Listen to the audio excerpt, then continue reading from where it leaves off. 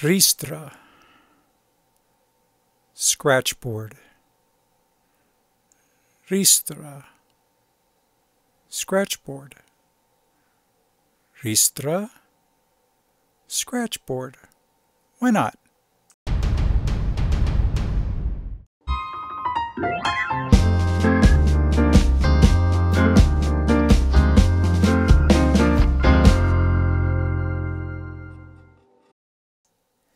Hey everyone, CJ Carter here.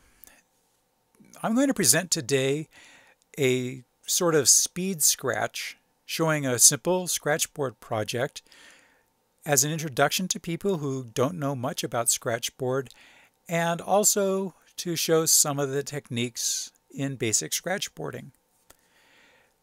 This isn't anything exotic, nothing terribly complicated, but it is a little time consuming. But instead of me talking, why don't I show you? We start out by attaching a reference image on top of the Scratchboard, since I want this to be more or less realistic, and then drawing outlines around each of the major chilies and highlights. Not much more detail than that. It's pretty broad. It's almost like a coloring book. If that, it's actually less detail. I like using graphite paper, in this case it's raw graphite paper, on black Scratchboard because it's easier to deal with later. It kind of melds into the board as you're working it, so it stops being much of a problem, unlike when you use white graphite or yellow. Okay, I've donned my gloves, which I like to do on Scratchboard because hand oils can be a problem, especially if you aren't going to cover the board like I'm going to do here. If you leave some of the black out, you can get shiny areas with hand oil, which causes your varnish or whatever top coat you put on to not stick as well. As you can see, I'm scratching in the highlights first. This is so that I can establish what my contrast range is in my picture. I usually scratch in the highlights, so I know what the whitest whites are going to be, and of course from the board I can see what my blackest blacks. And as you can see in the image, you can see some of the graphite. It really doesn't show up so much as gray as a reflective shine from whatever lighting you're using. So it kind of dissolves into the board as you work it. Now this piece happens to have an awful lot of highlights, so this part does take a bit. I use a large variety of tools when I do scratch work. Here I'm using a pin, and here I'm using a needle. I personally like using pins and needles because I can scratch in any direction. However, they have a nasty tendency not to hold their edge, so I'm constantly honing them to get them sharp again, which is kind of a drag, but you get used to it. Not that these are the only tools that I use. I mean, soon enough you're going to see me wielding a scalpel, and I'll use craft knives in other works, not this one. I'll use fiberglass brushes or diamond burrs or any number of other tools. Scratchboard lends itself to anything that's actually going to scratch the surface. For example, here I'm using an old style ink eraser, what used to be called a typewriter eraser, which helps get rid of some of the scratch marks in the highlights and smooth it out. And it kind of feathers the edges a little bit so they aren't quite so harsh. It's a nice little trick.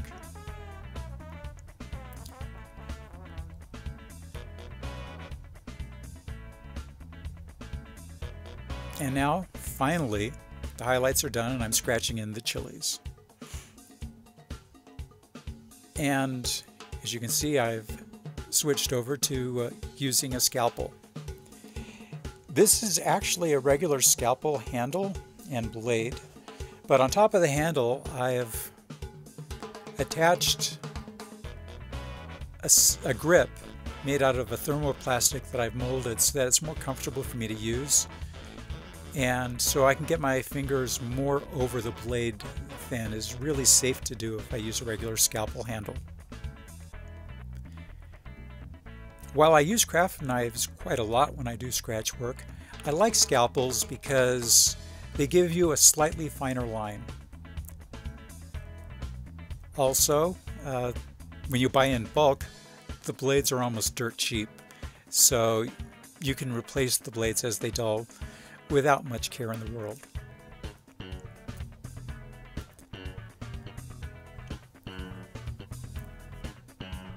So I'm recording this at a time lapse of 30 times.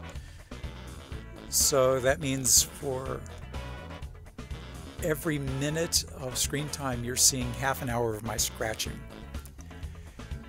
So that really doesn't give you a good impression of how tedious this can be. So let's switch over and show you what it looks like in real time. And I'm going to have to apologize for the camera shaking. I had a cord that was running from the table to my camera and it was shaking the camera. My bad. This also led to it going in and out of focus occasionally. But as you can see, the scratches go on one at a time, over each other, across from each other. In general, you want to kind of make sort of random placement. I mean, while I'm filling in an area here, I'm not doing it in a line. I'm staggering my scratches so they kind of blend into each other. Not that it's a major hassle if they don't. You can always do smaller scratches to fill in the blanks and to even everything out. But it's nice if you can skip that step.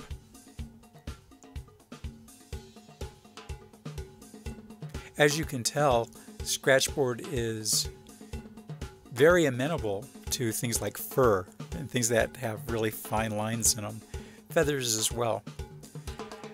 One of the reasons I chose this project, doing a chili ristra, ooh, we sped up again, is because it's a little off the beaten path.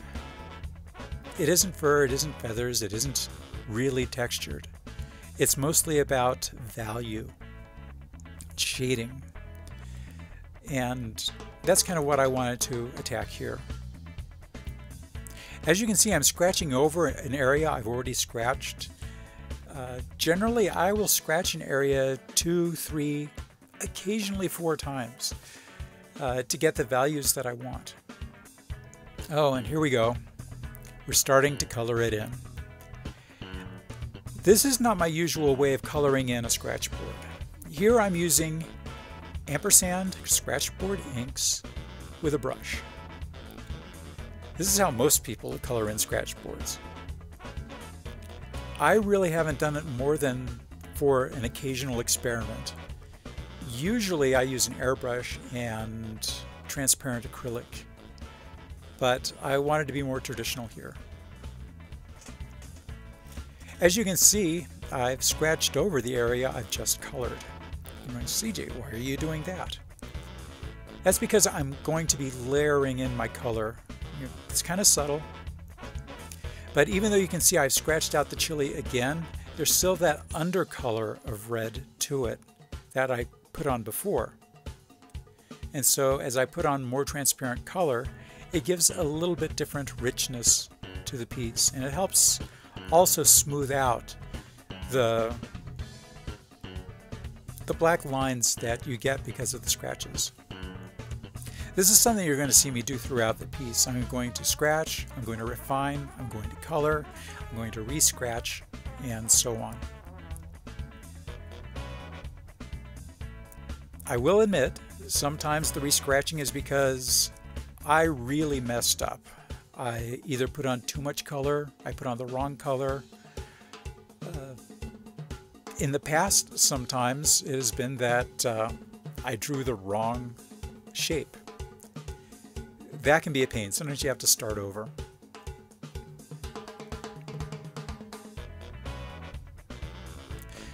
One thing I'm sparing you from during this entire exercise is me mixing the colors. very often I was getting a large bit of screen time where nothing was happening because all of my color mixing was off screen. So I cut that stuff out. So here is the actual stuff that I'm actually doing on the board, not in actual time.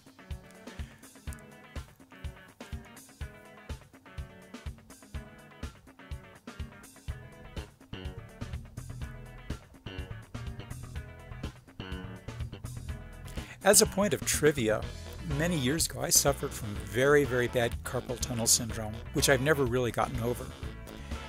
As you can well imagine, Scratchboard doesn't really help me with this, but I do time it out. Scratchboard honestly is a lot easier on my hands than using colored pencils. Colored pencils I can only use very, very briefly, but Scratchboard really amazingly isn't so bad despite it being a very repetitive movement.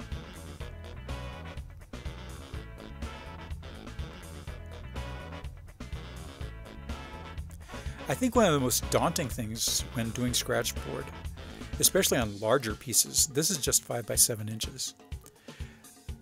If you do something that's 16 by 20 or larger, it gets very daunting just getting the first layer of scratches in, getting your initial values and shapes in. Mostly because, as you saw when we were doing it real time, it's a lot of scratches. And I really don't do a lot of shortcuts. I pretty much lay in every single scratch. Other people will use wire brushes and other methods to put on multiple scratches at a time. You know, they'll use a cross-hatching brush. You see them when you get, say, your ampersand Scratchboard tool sets. Me, I always just like putting in the scratches.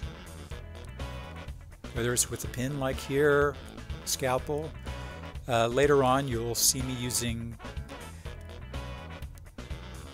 speedball nibs, which are basically the same as the Scratchboard tools you get in a speedball kit, just replaceable.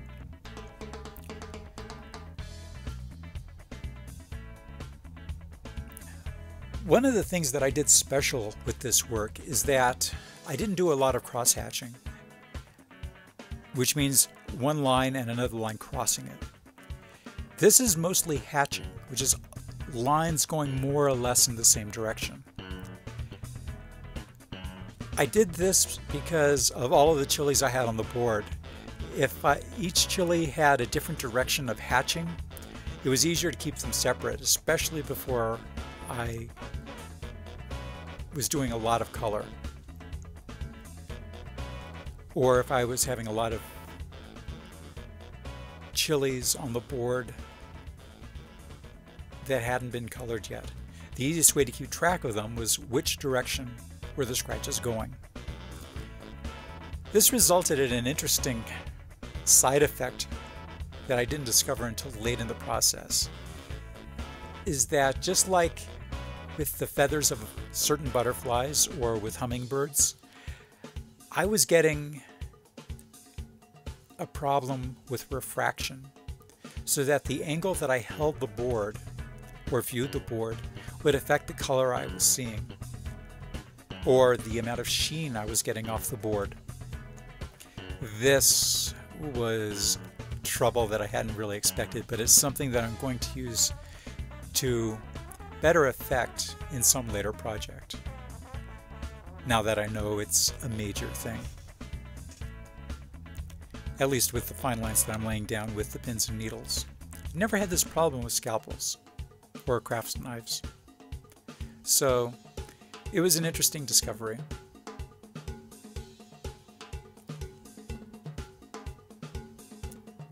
Generally speaking, one of my scratch sessions lasts about 30 to 40 minutes.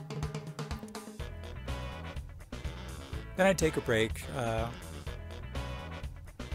Sometimes in this case, I was working on the edit of my novel, but Usually for the sake of my hands, I try not to work longer than 30 or 40 minutes.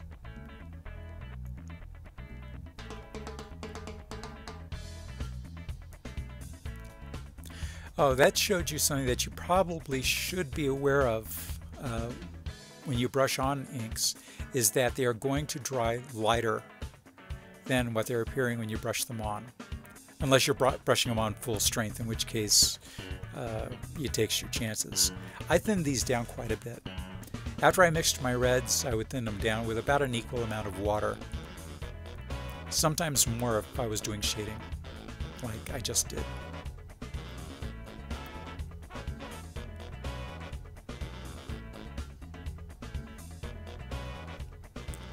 Even though this is more or less in the realistic mode,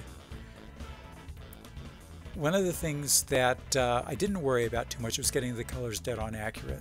It was kind of an impression in terms of color based upon what you sort of get used to seeing here in New Mexico. You will notice that when I'm laying down the foundation scratches that I scratch right over the highlights. That's because the extra scratches that I'm doing are only going to reinforce the highlights I already have there. I'm not going to make them go away.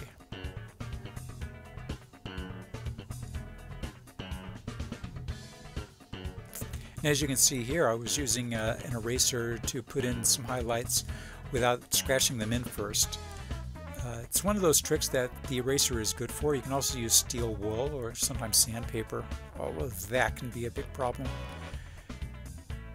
You tend to want to go a little more gentle with Scratchboard,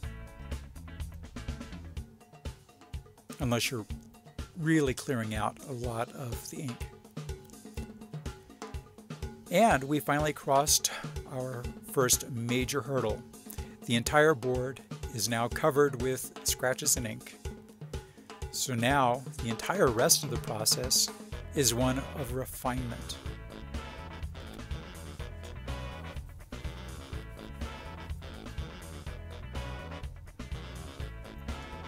My first step is to clear out a lot of the highlights that got painted over during the first step.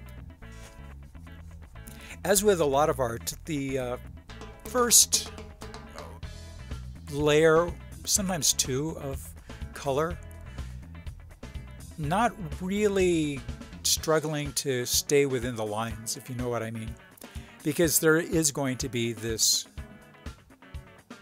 long period of refinement where you start adding in the details, where you are establishing the more subtle shapes.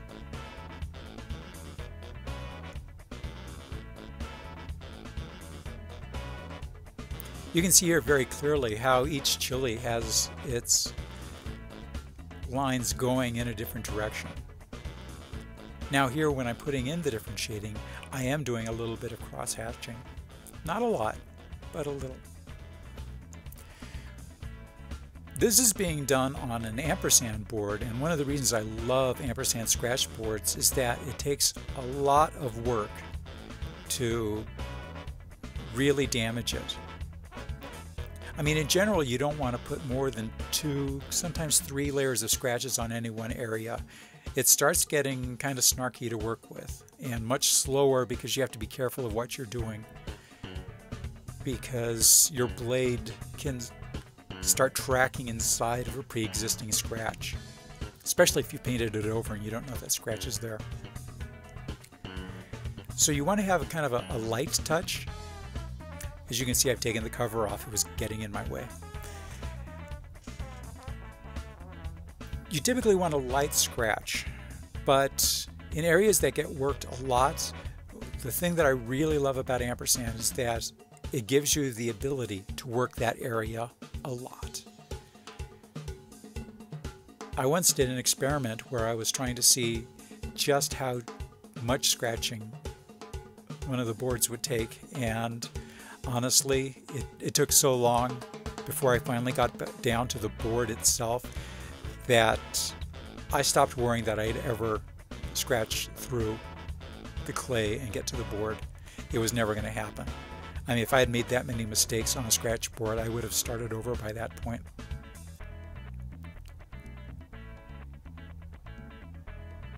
So as I said before, I've done my foundation scratches, I've done my first layer of color, and now there's an awful lot of scratching. It's a second layer of scratching. And even if I'm not coloring a piece, very often I will have that second layer of scratch, minimum, often 3, just because of there is this constant period of refinement. You want to get your shading right, especially in a piece that's more or less realistic. The more impressionistic you get, the more creative you can get. You can use coarser tools that make very thick lines.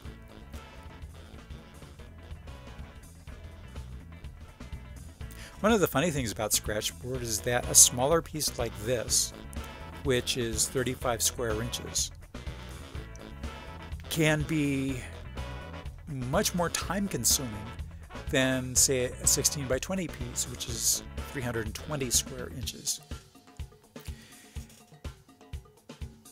In fact, this took me longer, I think, than my most recent 16 by 20 piece. Simply because you have to use finer tools. The larger the work that you make, the more robust the tools you can employ. I think one of the reasons I fell in love with using pins and needles is that my initial scratches were on 5x7 boards, and the scratches you got from a craft knife were just a little coarser than I preferred.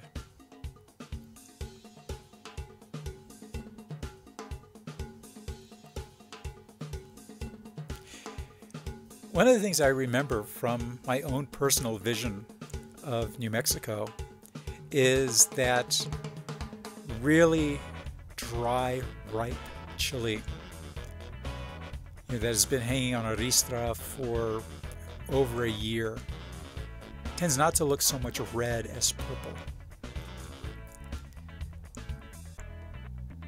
Almost maroon. And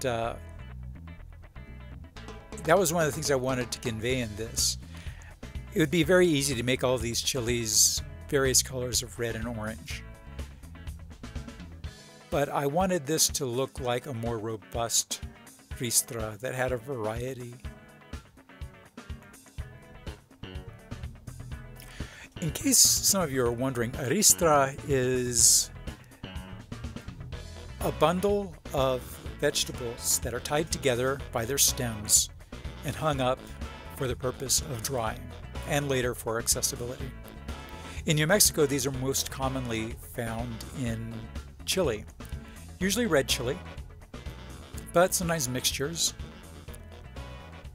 The purpose is to dry out the chili, which in New Mexico, with its average humidity of 15% or less, drying out the chili is not a problem.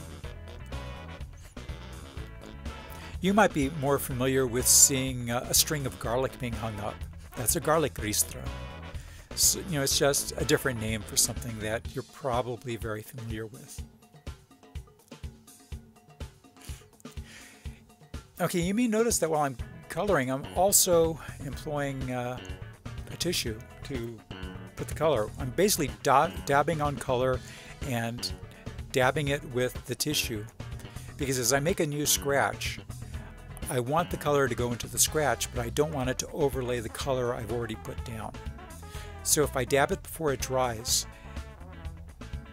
it will absorb the color that's on top of pre-existing color, but it won't absorb much of the color that is now in the new scratches. That's in the white clay, because that is very absorbent, while the other color is not. Because ampersand inks are basically acrylic inks. Once dry, they are more or less waterproof. They're at least water resistant. For this reason is why I used disposable plates as my mixing palette, because it was easier to deal with it than trying to clean a palette after the fact.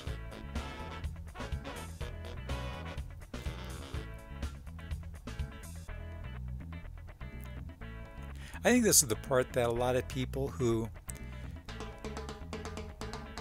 don't do art are kind of amazed with, in fact they comment on it, is that so much of art is patience. You have to be willing to go over it and over it until you're satisfied with the result, that it's at least close to what you were picturing in your mind's eye.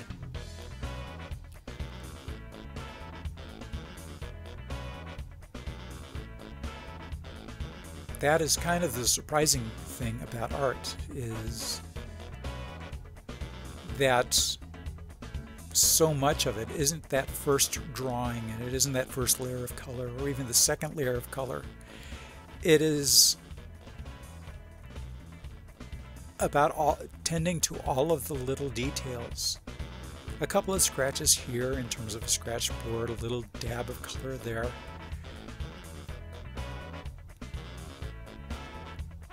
It seems really insignificant, but in the larger scheme of the work, it's what helps bring it all together.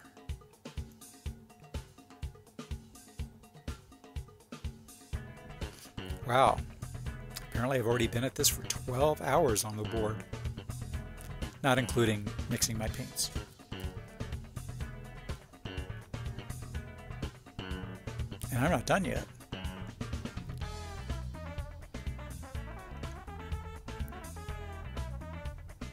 One of the things about doing the chilies is that even though they have some very gross textures, they also have some very subtle textures as well.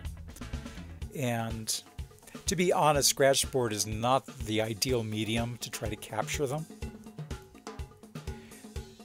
But the challenge is kind of what makes it fun.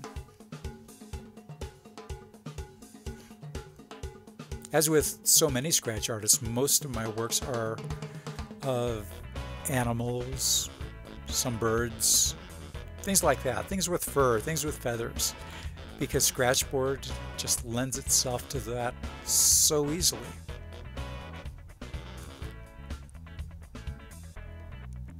To be honest, I've kind of been wanting to do things that are a little more impressionistic. I've wanted to buck the trends a little bit. And I have a couple of ideas of things to do with Scratchboard that, if they come off like I hope they will add a nice little innovation to the process. To Scratchboard specifically, I mean, it isn't something that is totally new to the world, but we'll get into that at some later time.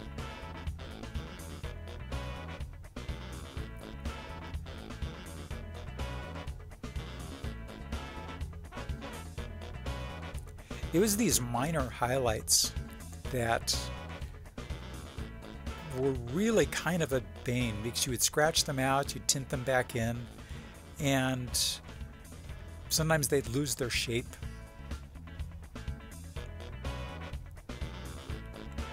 One of the hardest parts is knowing when not to overwork a piece.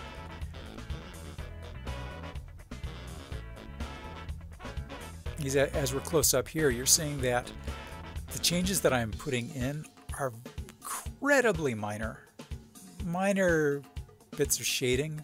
Sometimes I'm just stippling in an area. I'm not even drawing lines, I'm putting in dots.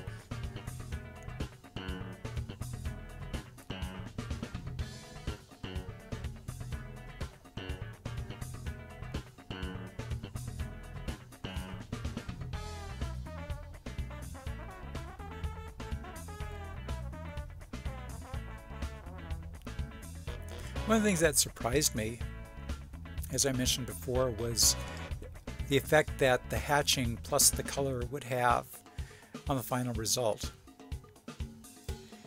Because this is about the time when I felt I was getting to the final stages of doing the piece, and I took it into another room that had different kind of light in it. And I was kind of shocked at how the piece didn't look anything like it had on my work table. So that meant I had to do a little bit more scratching and coloring and running from room to room a little bit in order to refine it. In a little bit you'll see me start tilting the board a lot in my hand to take all of this into account. The changes really weren't huge, It's just one of those things that you kind of had to be aware of.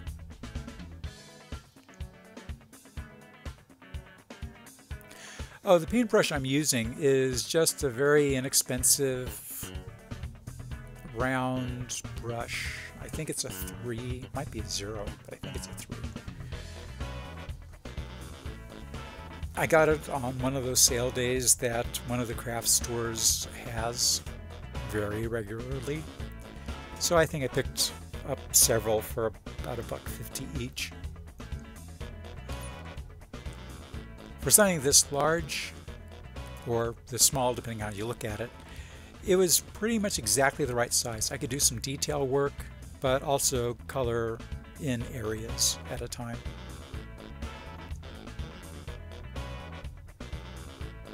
In case you're wondering, the holder I'm using for my pins and needles are pin vices. I have also added on some foam rubber padding just to make it a little more comfortable.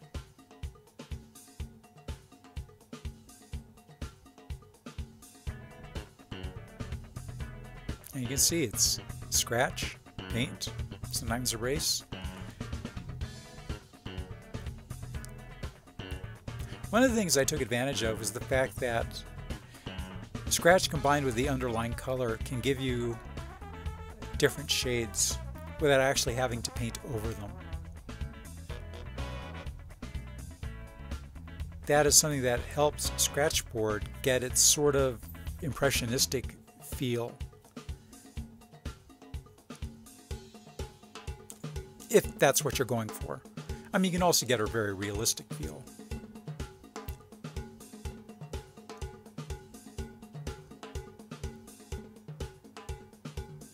I can't help but think that if you're going to go to the trouble of doing Scratchboard, realism is nice, but you also need to see the scratches. Otherwise, you might as well just get some clayboard and paint over it, which I do. In fact, that is a very good way of doing some Scratchboards if you want a white background. Instead of trying to take the ink off of a black Scratchboard, which you can do. It's tedious, but you can do it. Get a clayboard and color in the areas that are going to be colored and scratch those. That still counts as Scratchboard, provided you scratched out the areas like I'm doing here. I mean, had I done a full Ristra instead of doing an up-close version like I have here, I would have used a white board as the background, and I would have spray painted in the first layer of the shapes.